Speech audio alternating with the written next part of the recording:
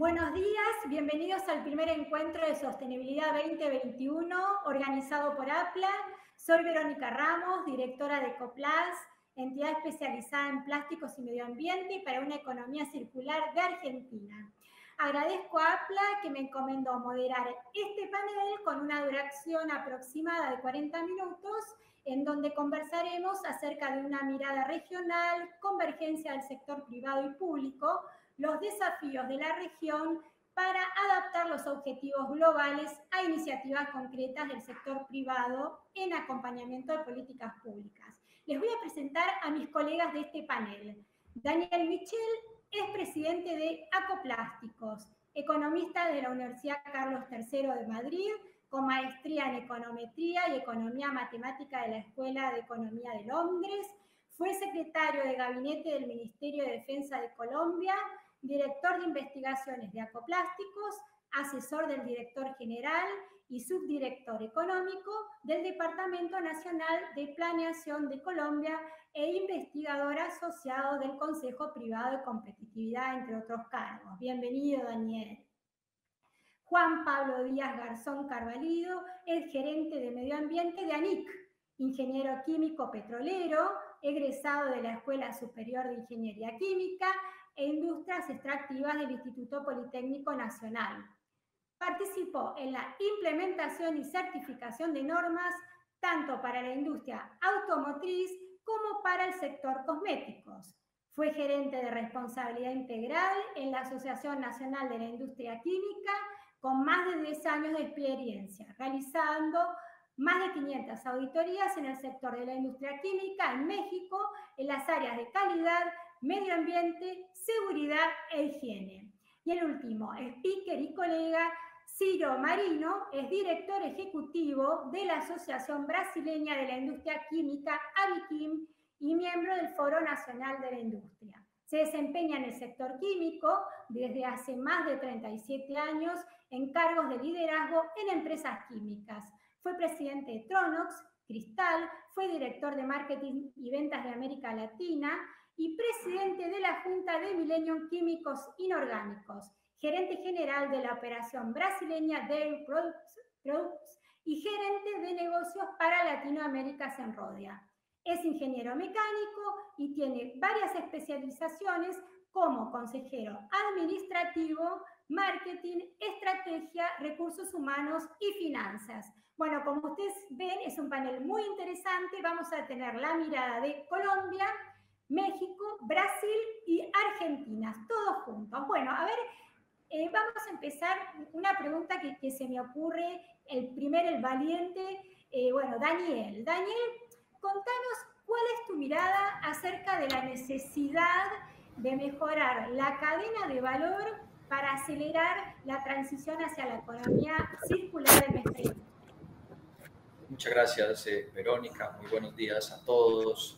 Un saludo especial a Ciro y a Juan Pablo, que están de colegas acá en nuestro panel. Y muchas gracias a APLA por esta invitación a este foro tan interesante. Pues yo creo que, digamos que lo más importante para resaltar en tu pregunta alrededor de la cadena de valor es entender un poco este reto que tenemos en acelerar la transición hacia la economía circular de los plásticos y cómo esto no es una solución típica porque parte de un problema que de alguna manera se puede identificar como complejo y en ese sentido pues la solución tiene cierta complejidad. La industria de aprovechamiento de los residuos plásticos se tiene que entender como una industria diferente a cualquier industria que sencillamente compra unos insumos y unas materias primas en los mercados nacionales o internacionales, en operaciones privadas, porque esto parte de que la materia prima es un residuo y el residuo entra dentro de un esquema público de gestión de aseo o gestión de residuos. Y la misma gestión de residuos, si uno se devuelve un poco, pues parte de la adecuada separación y disposición de los mismos residuos por parte de los consumidores. Y si nos vamos un paso atrás, también afectará la medida en que los productos que luego se convierten en residuos, pues partan de un diseño que permita su reciclabilidad. Entonces yo creo que si analizamos todos los componentes de la cadena, para fortalecer la cadena de valor, pues justamente tenemos que arrancar con unos procesos sostenibles, llevar al mercado productos que sean concebidos con atributos ambientales que faciliten su reciclabilidad o su cierre de ciclos, tener una cultura ciudadana que valore los productos sostenibles y que al mismo tiempo sea muy consciente de separarlos adecuadamente y disponerlos de manera conveniente para fomentar su reciclaje, un sistema regulatorio en los diferentes países que pase de promover la disposición final en relleno sanitario a incentivar de manera agresiva, en el buen término, el aprovechamiento o el reciclaje o el cierre de ciclo de los materiales, y finalmente un sistema empresarial dinámico, industrial, alrededor del aprovechamiento de residuos, para lo cual se requiere financiación, que eso es bien importante y lo hemos identificado en Colombia como uno de los principales obstáculos para el desarrollo de las empresas en el reciclaje. Pero al mismo tiempo acá entra a jugar un factor bien importante, que son las tecnologías y las innovaciones que se están dando en los diferentes procesos de reciclaje químico y reciclaje mecánico alrededor de los plásticos. Entonces es una conjugación de muchos factores lo que nos puede llevar a fortalecer las cadenas de valor y con ello acelerar, como mencionas, ese paso de la economía circular, de la economía lineal a la economía circular. Y nosotros estamos viendo en América Latina, en particular en Colombia, que esta transición se está dando de una manera bastante acelerada. Estamos viendo cada vez mayor conciencia en el diseño de los productos, cada vez unos consumidores más conscientes también de su rol en la economía circular, una regulación que tal vez es un poco más lenta, pero ahí va avanzando en establecer esquemas tipo responsabilidad extendida del productor, tipo gestión adecuada de residuos. Las tecnologías vemos que están avanzando rápidamente, a veces conseguir la escala, por ejemplo en el reciclaje químico es un poco complejo y se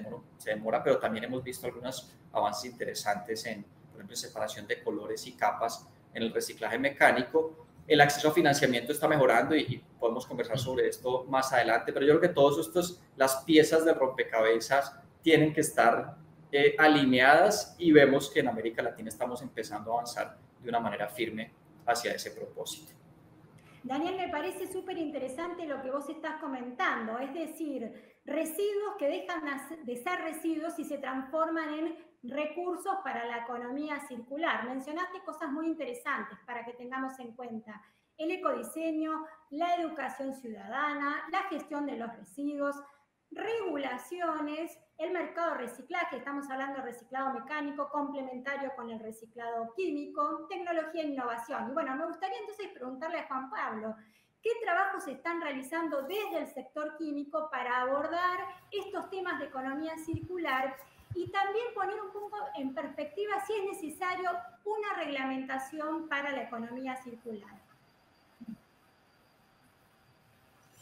Sí, muchísimas gracias, Verónica. Muy buenos días también, muchísimas gracias. Bueno, desde aquí, desde México, creo que por allá ya son tardes.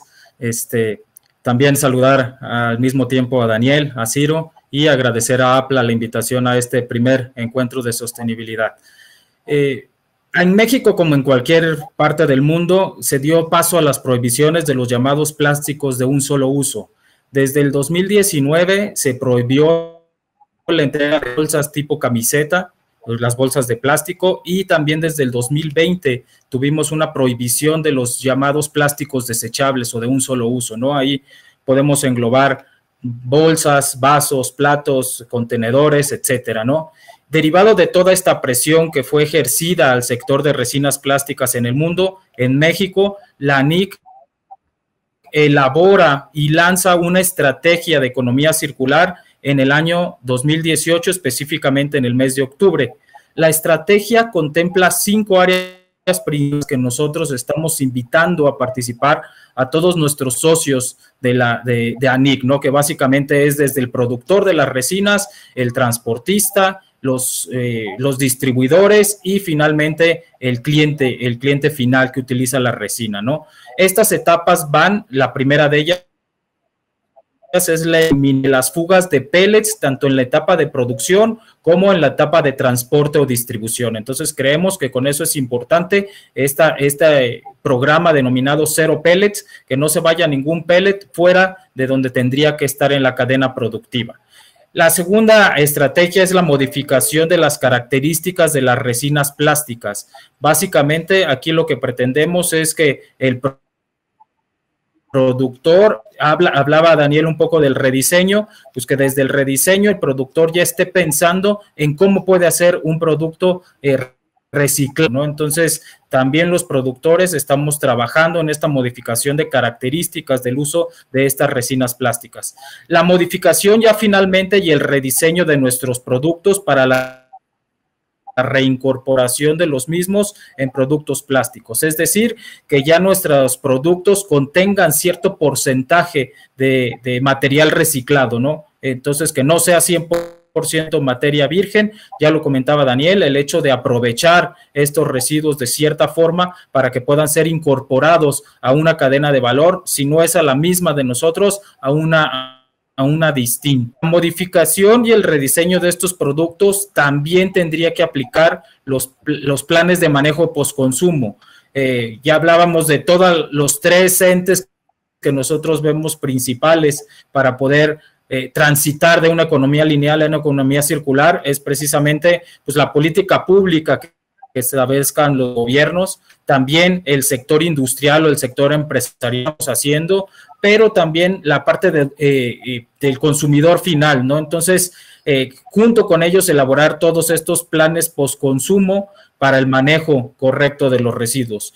Y finalmente, el desarrollo de programas de capacitación y educación. Creemos que es muy importante educar a la gente desde la separación en la fuente, ¿no? Es al menos aquí en México, seguramente en América Latina similar, pues no tenemos una correcta separación desde la fuente y pues de ahí derivan de los problemas que podríamos tener.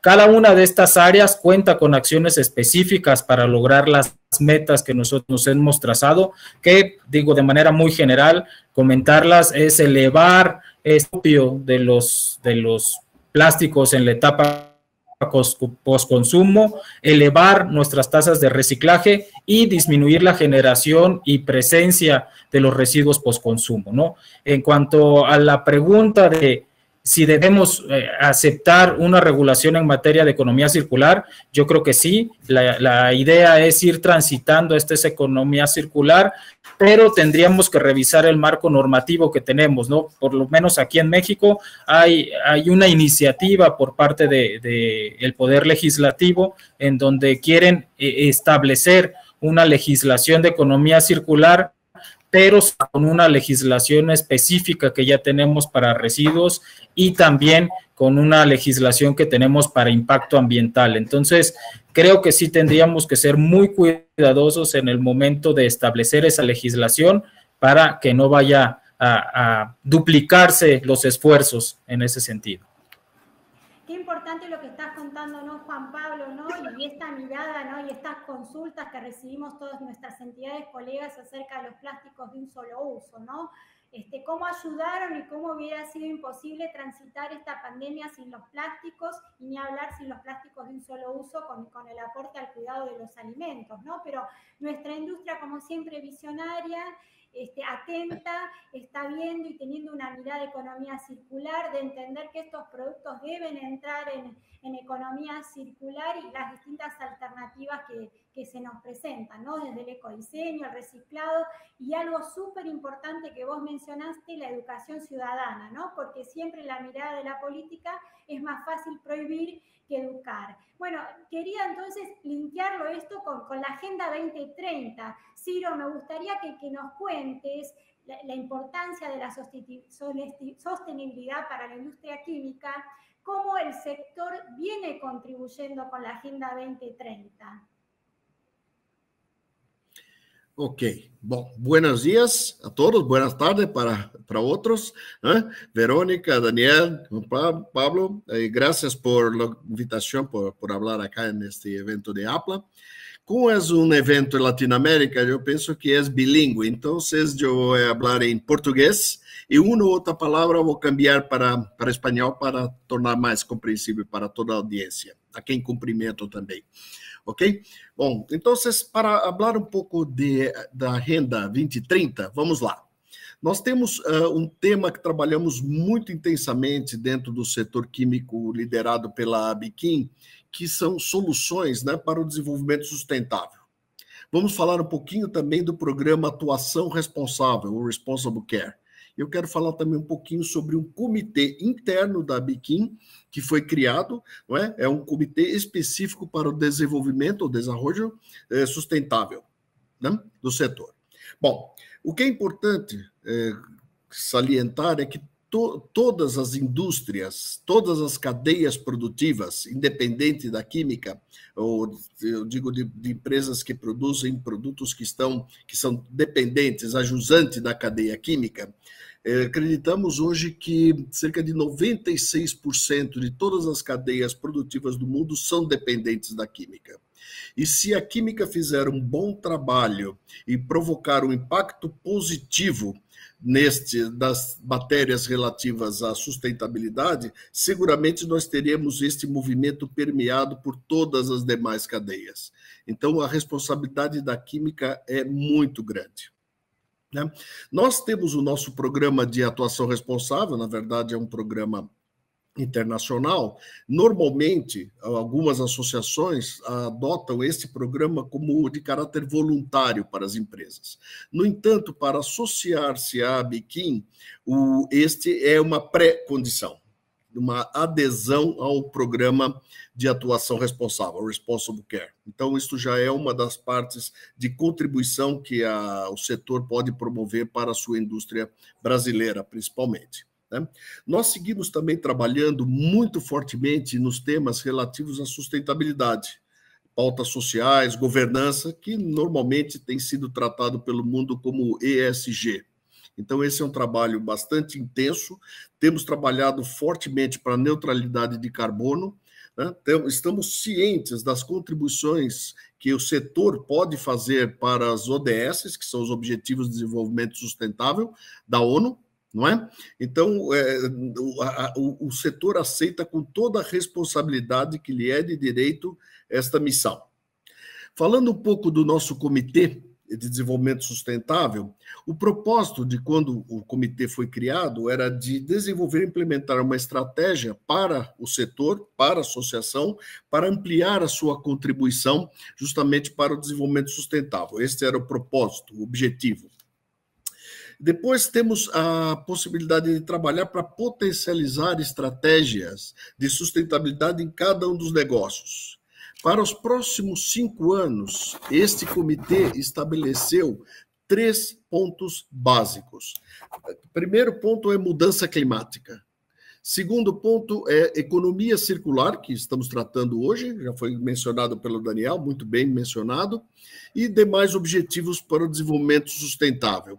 Eu queria também não queria deixar de fazer uma referência a um comentário que Juan Pablo fez, que é muito relevante, sobre a educação. A basura, os resíduos, não caminham sozinho para os rios e para os mares, correto? Então, educação é algo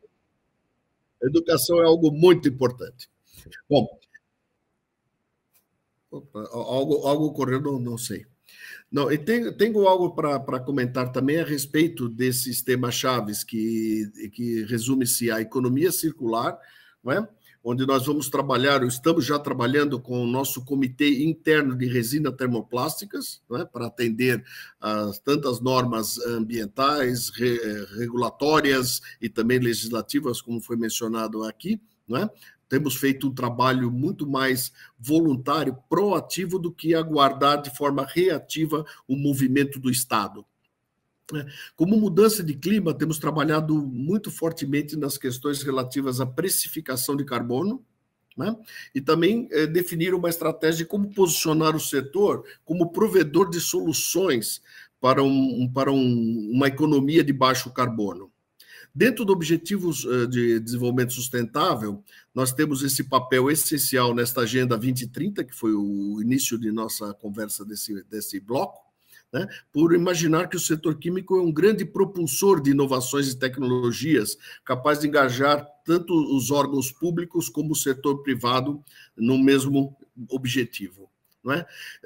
A nossa missão também, acreditamos, é dar visibilidade às soluções sustentáveis que o setor vem apresentando. E para isso, nós criamos um site dentro da própria Biquim, vocês podem navegar. Foi um trabalho que iniciamos em 2019 para entender, fazer um mapeamento da contribuição para o setor. E agora, para o ano de 2020-21, nós estamos no mesmo site aberto para que as próprias empresas, as empresas da iniciativa privada apresentem as suas iniciativas de forma voluntária, de forma a compartilhar com todo o setor e também outras indústrias, como mencionei, indústrias ajusantes, as melhores práticas para que elas possam ser adotadas de forma global. Muy bien, a mí me gustaría, de lo que venimos hablando, Ciro, un poco lo que vos venís contando, y les tiro la pregunta del millón, ¿no? ¿Cómo hacemos para que la economía circular deje de ser una conversación y empezar a tener nosotros como industria cada vez más casos prácticos? Bueno, a ver, me gustaría, Daniel, vos que compartas desde tu país. Gracias, Verónica. Sí, yo realmente creo que esa es la pregunta más importante. Venimos obviamente conversando de economía circular durante bastantes años y realmente ya estamos viendo en los mercados que esto empieza a ser una realidad y una realidad que viene progresando a unos pasos interesantes. Y tal vez daría algunos ejemplos al respecto. Lo primero quizás sería entender que al menos, no sé si es en los demás países de América Latina, pero por lo menos en Colombia, el sector del reciclaje es un sector bastante informal. Quienes hacen la recolección selectiva de los residuos para el posterior aprovechamiento en Colombia son lo que denominamos los recicladores de oficio, que son todas las personas que van en busca del material aprovechable y lo llevan a unos centros de acopio para su posterior aprovechamiento. Entonces no tenemos muchas cifras sobre el reciclaje en Colombia, y las cifras que tenemos pues parten de estudios que al menos a nuestro juicio tienen ciertas incógnitas metodológicas. Sin embargo, y este es mi primer ejemplo, nosotros hicimos un estudio o varios estudios para caracterizar las empresas de aprovechamiento de residuos plásticos post-consumo, porque el mercado postindustrial sí está bastante desarrollado, es un producto muy limpio que realmente se aprovecha muy bien. Pero hicimos un estudio de la caracterización de las empresas de aprovechamiento de plásticos post-consumo en Colombia y nos llevamos una gran sorpresa. Las cifras oficiales hablaban de un reciclaje del 7, 8, 9%, pero con los estudios que hicimos nos dimos cuenta que realmente estamos más entre el 20 y el 25% y una recuperación cercana a 300, 350 mil toneladas de residuos plásticos post-consumo por año. Entonces ahí nos llevamos una sorpresa que realmente es un mercado mucho más dinámico, mucho más ágil de lo que se piensa, pero pues obviamente entendiendo que es un mercado también bastante informal. Un segundo ejemplo, dentro de Acoplásticos hicimos 2 convocatorias para identificar empresas, emprendimientos de reciclaje de plásticos, por un lado interesadas en tener acceso a capital, a inversionistas, y por otro lado interesadas en tener acceso a alternativas de financiamiento frente a los instrumentos tradicionales del sector bancario. En el primer caso sacamos la convocatoria y para nuestra sorpresa nosotros realmente estábamos esperando que en la convocatoria se presentaran, no sé, 20, 30, 40 empresas que tuvieran algún tipo de solución de economía circular para los plásticos, pero se presentaron casi 700. Entonces nos mostró, hay un universo interesante y grande de emprendedores, de jóvenes, de investigadores que quieren incursionar, que tienen ideas, que tienen negocios, que tienen emprendimientos y que quieren crecer. Entonces ahí tuvimos también una segunda sorpresa de un mercado que es mucho más dinámico de lo que pensábamos. Y en el rubro de las empresas interesadas en tener acceso a financiamiento, nos aliamos con la Bolsa de Valores de Colombia para un esquema de financiación colaborativa, o en inglés conocida como crowdfunding, para empresas también interesadas en crecer sus negocios, en comprar máquinas, ampliar su capacidad de bodegaje y similares, hicimos la convocatoria, esperábamos pocas, se presentaron unas 140, de ahí las empezamos a filtrar, apenas estamos ya arrancando con este proceso, pero la primera empresa se presentó, tenía un requisito, un interés de financiación de $1.000 millones, $300.000, cifras redondas, y era el monto más alto en la historia de la plataforma de financiación colaborativa de la Bolsa de Valores de Colombia en su historia, y logró coparlo con 885 inversionistas y logró su inversión. La segunda tenía un interés por ahí, un monto un poco más bajo, logró cubrir su interés en menos de 2 minutos. Entonces vemos también mucho interés de financiarse y mucho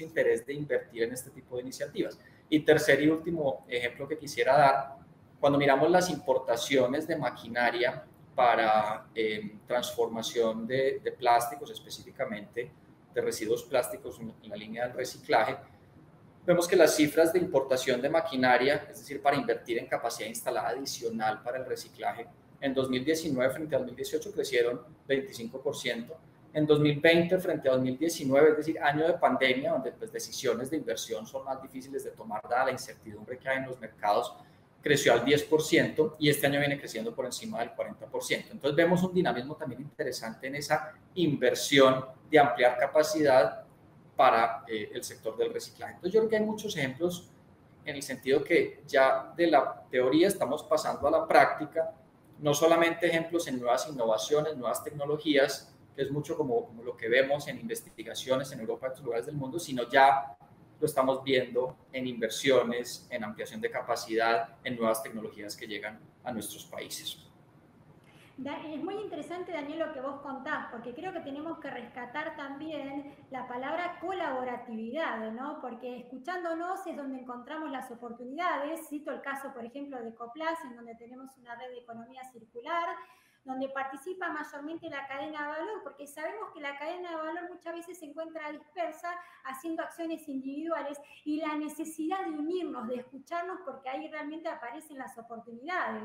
Nosotros venimos trabajando para hacer lentes de plástico reciclado, plástico en asfalto, con material reciclado.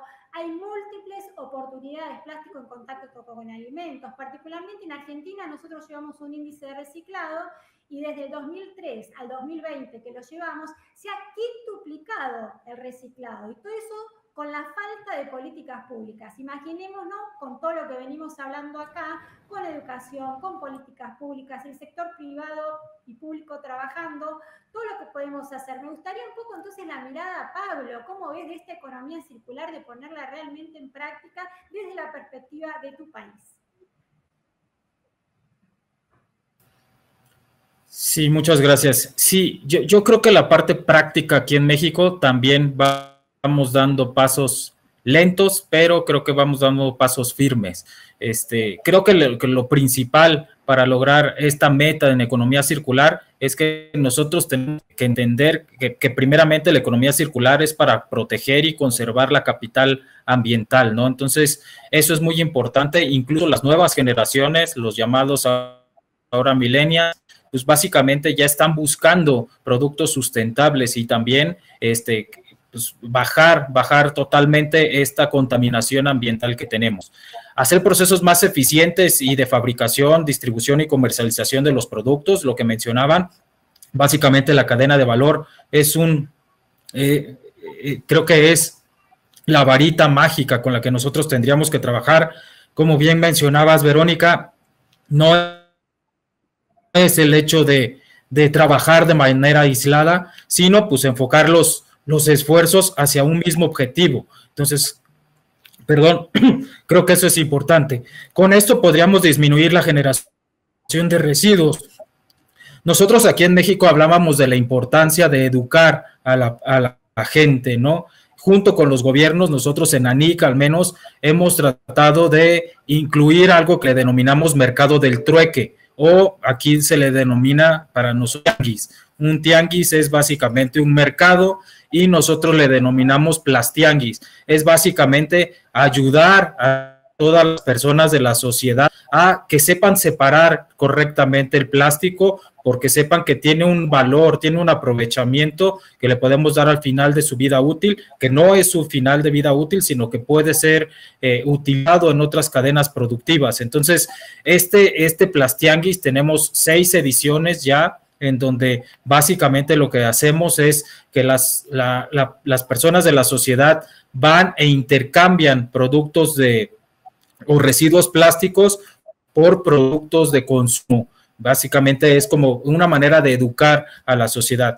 pero también el trabajo, como mencionábamos, lo estamos haciendo desde el sector empresarial junto con el gobierno. En el año 2019, el 5 de diciembre, firmamos todo el sector empresarial y todo el sector industrial un convenio o un acuerdo para la nueva economía de los plásticos en México, en donde tiene metas muy ambiciosas, por ejemplo, establecer para el 2025 la tasa de acopio del PET del 70% y el 30% para todos los demás plásticos, y incluir contenido de material reciclado al 20%. Estas metas se vuelven más ambiciosas para el 2030, en donde prácticamente todos los empaques, envases sean reutilizables, reciclables, compostables o aprovechables al 100%. La tasa de acopio del PET crece en un 80% y el 45% en todos los demás plásticos.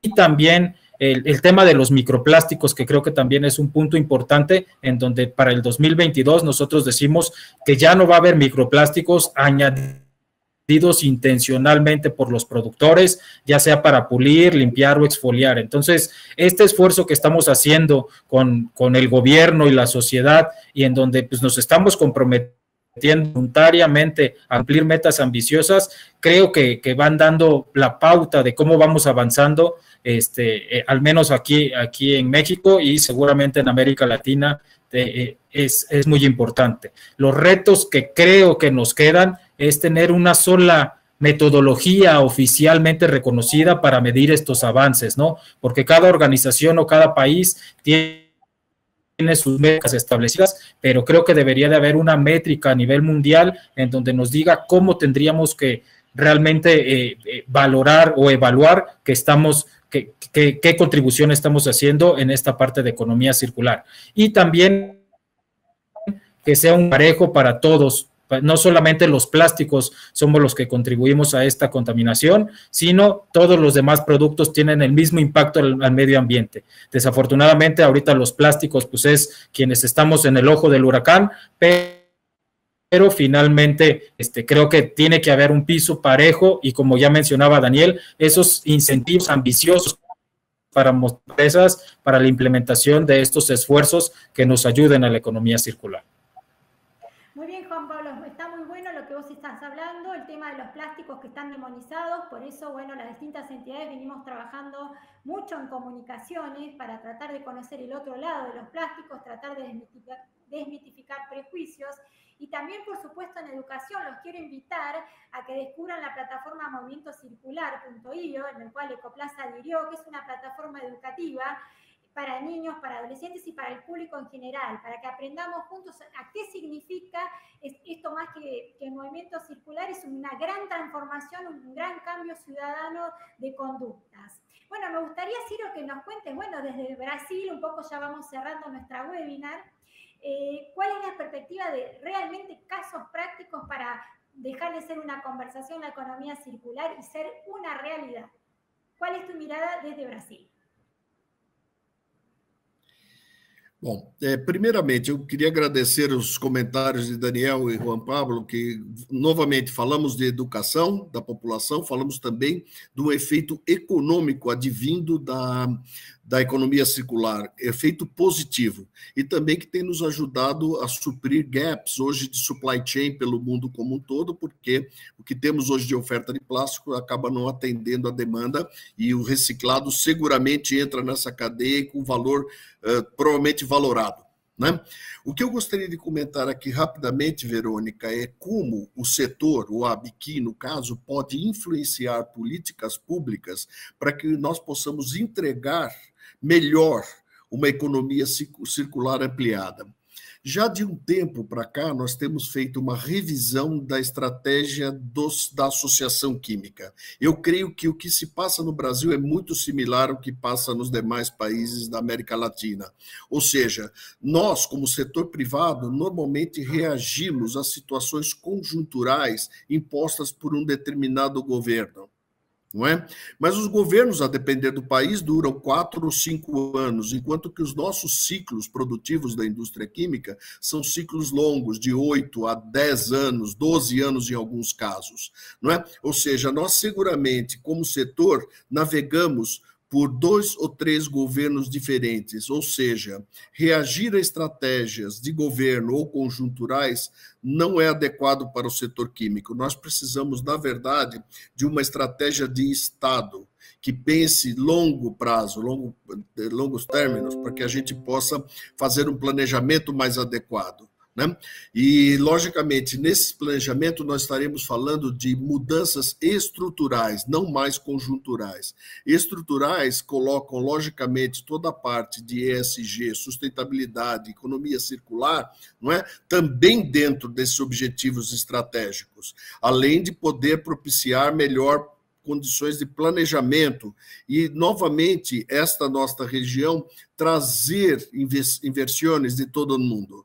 Sabemos os problemas logísticos que vivemos no passado, nós temos recursos naturais que não estão sendo adequadamente explorados, enquanto que, devido a essas questões conjunturais, passamos praticamente os nossos dias como rotina nos defendendo e não colocamos os objetivos para um desenvolvimento.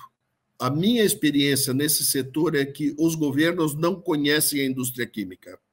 Então, é o nosso papel fundamental explicar como a indústria química funciona, essa dependência de todos os demais setores industriais do setor químico e o que a química pode fazer em cada um desses setores para, logicamente, estimular, entre outros temas, as questões de ESG e economia circular, além de atrair inversões, novas inversões, dinheiro novo, y podemos desenvolver a nuestra región. Ciro, muy bien. Bueno, es muy interesante realmente esta mirada que estamos teniendo, es decir, acercarnos mutuamente, trabajar el ámbito público, el ámbito privado, y qué bueno toda esta conversación que mantuvimos. Les quiero agradecer muchísimo a Daniel, a Ciro, a Juan Pablo, por supuesto a APLA, que nos ha dado este lugar, este espacio en este webinar, para que conversemos acerca de economía circular. Y la verdad que me llevo muchas cosas de lo que venimos trabajando, ¿no? La necesidad de políticas públicas, particularmente una ley nacional de responsabilidad del productor, como existe en otros lugares del mundo hace más de 20 años, para generar un flujo constante de residuos organizados, para que se pueda desarrollar nuestra industria de reciclaje, hoy por hoy en algunos de nuestros países voluntaria, con ganas, pero para que tenga un amplio desarrollo, la posibilidad de encontrar PCR en el mercado, de encontrar también, de desarrollar todo lo que puede llegar a ser plástico en contacto con alimentos, además de que sea el PET también para otras materias primas, del reciclado mecánico en complementariedad con el reciclado químico y con todas las nuevas tecnologías. Y por supuesto tener en cuenta que la economía circular, además del cuidado del medio ambiente, tiene que estar de la mano del desarrollo productivo, porque la economía circular genera empleo. Y sin olvidarnos de algo que hemos hablado todos, que tiene que ver con la educación ciudadana, la importancia en separar los residuos, en valorar a los plásticos no como residuos, sino como recursos. Así que les quiero agradecer a todos por haber participado y hasta la próxima webinar. Buenos días a todos. Gracias, APLA. Muchas gracias.